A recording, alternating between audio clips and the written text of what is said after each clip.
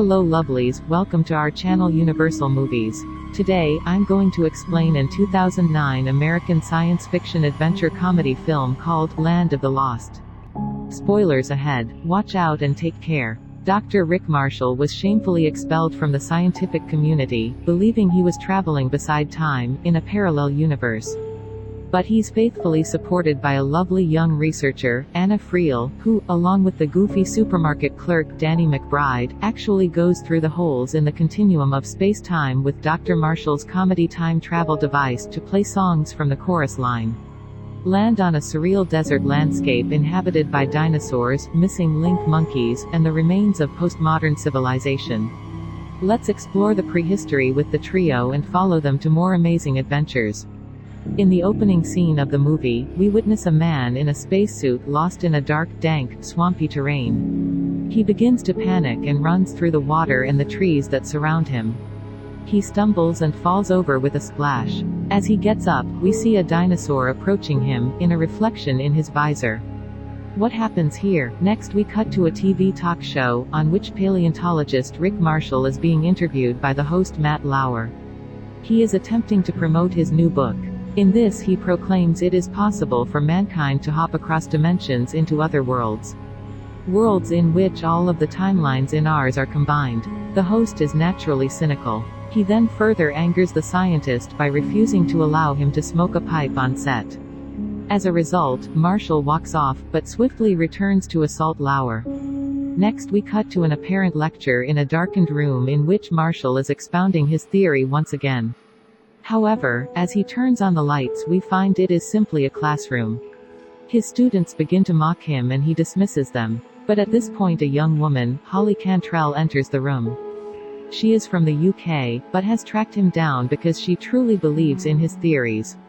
He is now less certain, but she presents him with a fossil that is millions of years old and includes an imprint of his lighter. Later back in his apartment, Marshall has passed out in a food coma.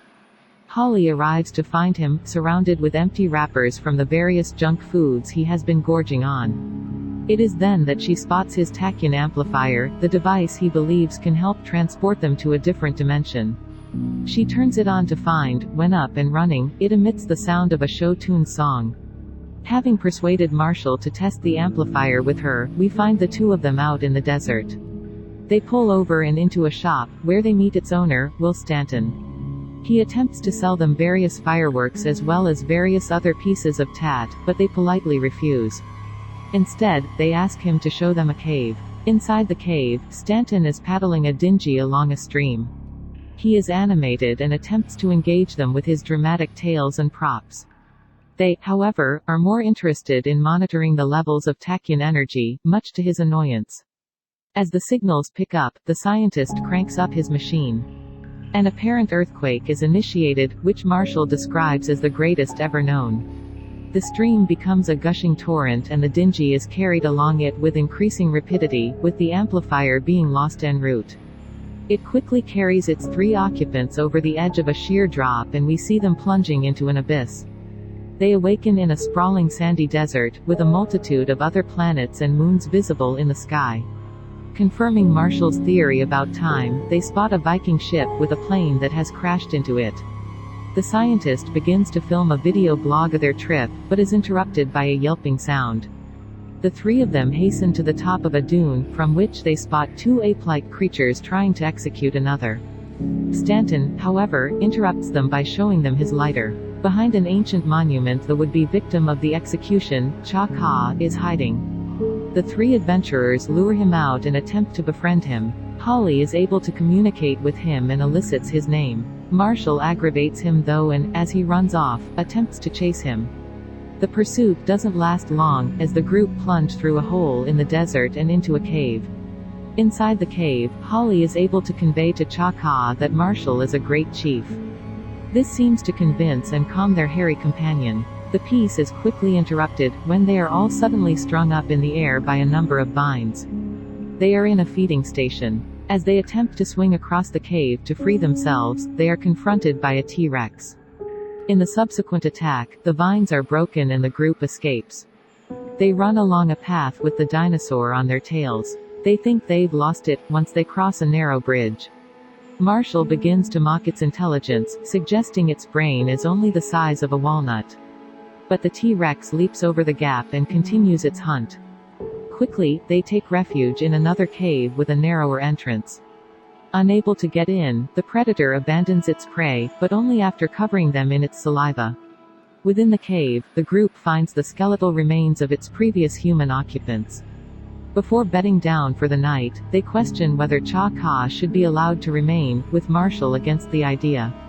Holly then questions the Pakuni as to why he was about to be killed. He claims it was as a result of a plot to overthrow him, and they agree to let him stay. The next day, the group are desperate to eat. Marshall is busy filming a video log about how he would best cook and serve Cha-Ka. Cha-Ka then returns with armfuls of a large fruit. Marshall cracks one open to find it full of insects, which Cha-Ka begins to eat. He then asks if they are now friends. Suddenly the scientist begins to sense a message being transmitted directly into his brain. He runs off in the direction of his impulse, with his friends following him.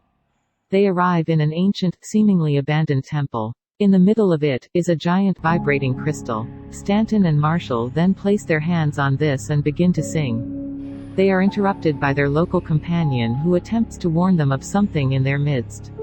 However, all they hear are the words chorizo taco. He was, we learn, trying to tell them about the Sleestaks, a group of lizard men, who emerge and surround them.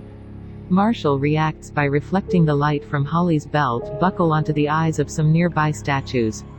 This opens a triangular-shaped portal in the previously flat crystal. They hop inside, believing they are now safe. Once the door closes, they find themselves on a floating crystal with another of the creatures, although this one is clad in a tunic. He introduces himself as Enoch and expresses his respect for Marshall's work. He warns them of an exile Zarn, who wants to take over the Earth. He suggests that this can be prevented with the help of Marshall's amplifier. Enoch claims it is nearby, but he must remain in the pylon to protect his crystals.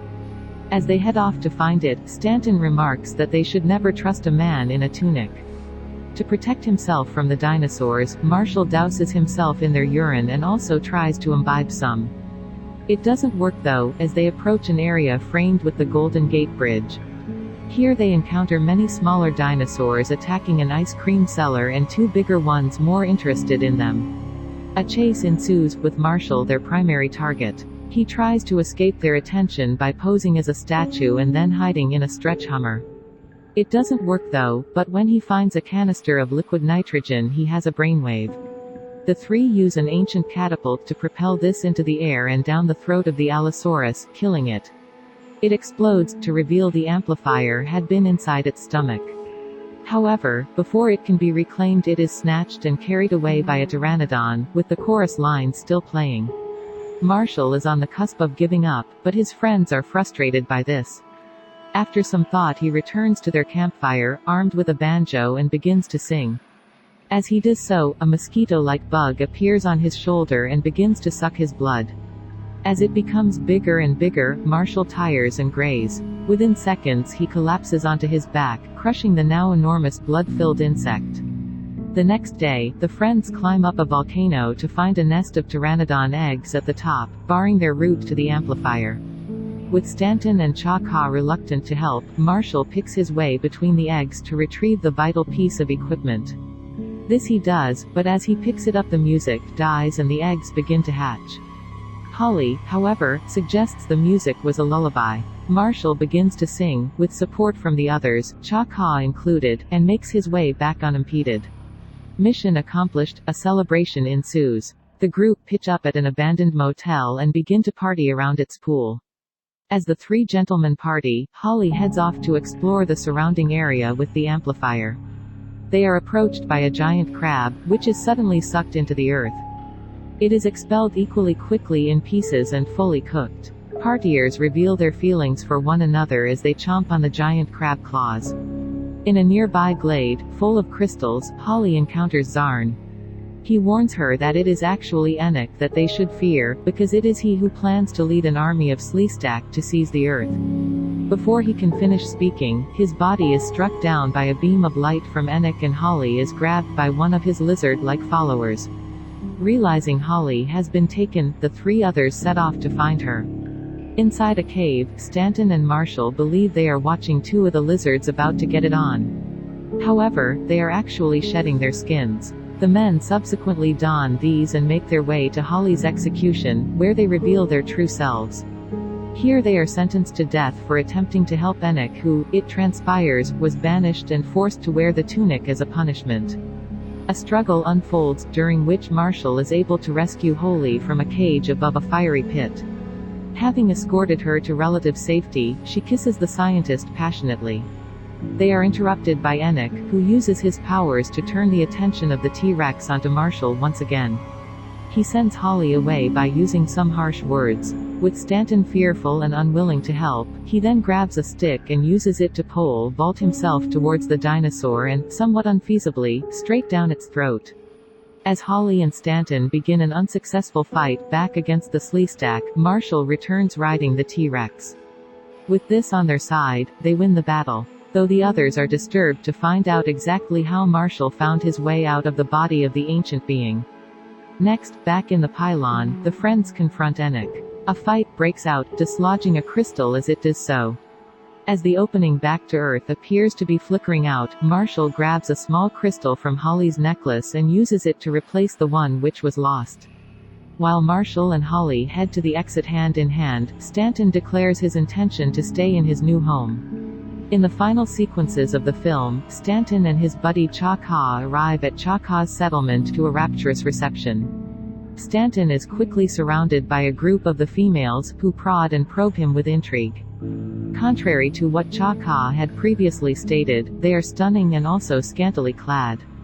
Thus the human is happy with his decision. Meanwhile, back in the real world, Marshall reveals his passion for Holly in the cave. They also let Stanton's colleague know he has decided to stay. Finally, the scientist returns to the same TV show once again to revel in his success, give the host a dinosaur egg and unveil his new book. It is, we learn, entitled, Matt Lauer Can Suck It. This time it is the host who loses his rag and attempts to wrestle with his mocking guest. As the credits roll, we are treated to a shot of the abandoned dinosaur egg shaking and ready to hatch. Subscribe for more videos like this, turn on notifications and leave a like to help the channel out. Thank you for watching.